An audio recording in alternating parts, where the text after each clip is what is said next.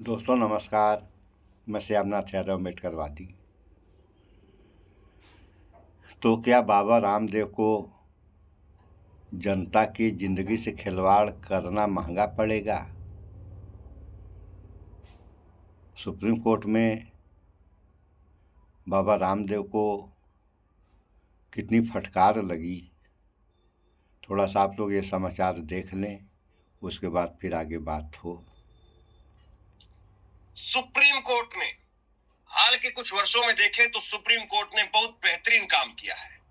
Supreme court ने BJP सरकार को, जो इस वक्त में यूं कहें कि अपने आप में ही सत्ता पक्ष और विपक्ष सब कुछ बनी हुई है, और दूसरी जो आवाजें हैं, जो सरकार के खिलाफ वाली जो आवाजें आप कह सकते हैं, सरकार को आईना दिखाने वाली जो आवाज है, उनको सुनने का काम ही नहीं कर रही है जो मौजूदा सरकार है। कई बार ऐसा जो है लगता है।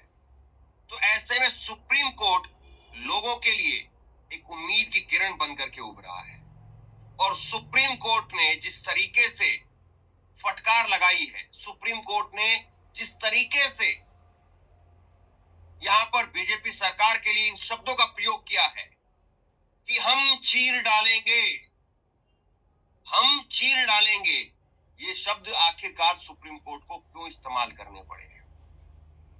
अब आप देखिए, सिलसिलेवार तरीके से इस पूरी खबर को समझिए, और इस खबर पर जो है मैं विस्तार से आपको बताने वाला हूं कि ये मामला किस तरह से लगातार देश के लिए खास बना हुआ है, अहम बना हुआ है। और ये अगर आपको लग रहा है कि सुप्रीम कोर्ट ने शायद ये शब्द तो नहीं कहे होंगे, ये मैं अपनी तरफ से दिखा रहा हूं, तो आपके लिए मैं एनडीटीवी खबर का स्क्रीनशॉट दिखा रहा हूं। एनडीटीवी की खबर का स्क्रीनशॉट है, हम तुम्हें चीर देंगे। पतंजलि विज्ञापन मामले में सुप्रीम कोर्ट ने अधिकारियों से कहा। अधिकारी किसके? सरकार के अधिकारी। सरकार किसकी? भाजपा की। तो ये सुप्रीम कोर्ट ने कहा है, और सुप्रीम कोर्ट के इस बात को कहने के मायने क्या है, क्यों आखिरकार कहा गया, इसका असर क्या पड़ेगा, इस सिलसिलेवार तरीके से। तो जैसा कि आप लोगों ने ये समाचार में देखा सुना, तो बाबा रामदेव आज से नहीं जमाने से दवाएं बना रहे हैं, और उन दवाओं को परमिशन जो सरकार ही देती है। तो बाबा रामदेव तो गलत किए ही, सरकारी अधिकारी भी गलत किए। तो अगर ये सज़ा के पात्र हैं, तो जो भी अधिकारी सरकारी हैं वो भी सज़ा के पात्र हैं। तो दोस्तों, सबसे बड़ा सवाल इसमें ये पैदा होता है कि कोई भी दवा चलिए प्रयोग की जाती है, इंसान या जानवरों पर ही प्रयोग की जाती है। अगर इंसानों पर प्रयोग की जा रही है तो एक आदमी पर प्रयोग की जाएगी, फ़ायदा मिला तो उसको बढ़ा दिया जाता है, नहीं फ़ायदा मिला वहीं से उस दवा को ख़त्म कर दिया जाएगा। लेकिन यहाँ तो परिणाम ये है कि बस अब दवाओं की बिक्री हो रही है, वो दवा फ़ायदा कर रही है कि नुकसान कर रही है, किसी से कोई मतलब है नहीं। और जनता को आप लोग देख ही रहे हैं, दवा खाएंगे नहीं फ़ायदा मिलेगा तो इतने से संतोष कर लेंगे कि क्या करूँ, दवा तो खा रहा हूँ, फ़ायदा नहीं मिल रहा है। और भैया फ़ायदा क्यों नहीं मिल रहा है, इस पर विचार करें आप लोग कि दवा खा रहे हैं तो फ़ायदा क्यों नहीं मिल रहा है। दवा खा रहे हैं फ़ायदे के लिए, तो फ़ायदा मिलना चाहिए। दवा भी खा रहे हैं, फ़ायदा भी नहीं मिल रहा है। ये हाल है यहाँ की जनता की। तो इसमें अब जैसे बाबा रामदेव हैं या सरकारी कर्मचारी हैं, इन लोगों का दोष जो है सो तो है ही है, जनता भी कम दोषी नहीं है। जनता को सवाल उठाना चाहिए। तो जनता भगवान भरोसे है कि अरे जो लिखा है सो होगा, और जो लिखा है सो होगा, तो फिर दवा भैया क्यों खा रहे हो, यह तो सोचना चाहिए सारे लोगों को। दवा आदमी खाता है अपने फ़ायदे के लिए, और फ़ायदा नहीं मिल रहा है तो इनको तो फ़ायदा नहीं मिला, पैसा गया। पैसा कहाँ गया? उस पर विचार करना चाहिए, लेकिन कुछ नहीं, जो हो रहा है सो हो रहा है, होने दो।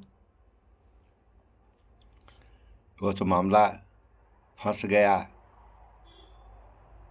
सुप्रीम कोर्ट में। अगर सुप्रीम कोर्ट में वो भी मामला फंसा फर्जी विज्ञापन का, कि सुप्रीम कोर्ट के मना करने के बाद भी जो है फर्जी विज्ञापन, बाबा रामदेव की कंपनी नहीं बंद की, और तब तक सुप्रीम कोर्ट को भरमाते रहे जब तक इनका बस चला। और जब बेबस हो गए, लाचार हो गए, जब ये जान गए कि अब हमारे सामने कोई रास्ता नहीं है, तो माफ़ी मांगने लगे। क्या कर्म किए हैं उसको भूल गए। अब इस पर तैयार नहीं है कि अगर हमने गलत किया तो उसकी सज़ा भोगे। सज़ा भोगने के लिए तैयार नहीं है। ये केवल सज़ा दूसरों को दे सकते हैं, अपने नहीं ले सकते हैं।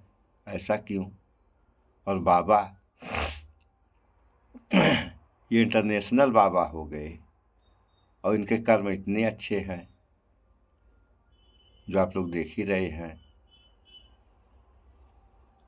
और ये बाबा डिजिटल हैं। हमें तो ये लगता है कि ये सब डिजिटल बाबा हैं। जैसे कुछ समय पहले आसाराम बापू, जितने आसाराम बापू के अनुयायी थे, आसाराम बापू को भगवान मानते थे। और आसाराम बापू के क्या कर्म थे ये तो आप सभी लोगों ने देखा। दूसरे राम रहीम को देख लीजिए, इनके भी कर्म कितने अच्छे हैं, खराब हैं, आप लोग भली भांति जानते हैं। ये बाबा रामदेव की कहानी आज के समय चल ही रही है। तो ये बाबाओं की कहानी है जिनके जिम्मे जो है समाज को सुधारने का काम रहता है। ये लोग समाज सुधारक हैं, तो ये अपने तो सुधर ही नहीं पा रहे हैं, समाज को क्या सुधारेंगे? इस पे विचार करें आप लोग। तो इस वीडियो में इतना ही। स्वच्छता अपनाएं, शुद्ध खाएं, स्वस्थ रहें, शिक्षित बने। जय विज्ञान, जय संविधान, नमस्कार।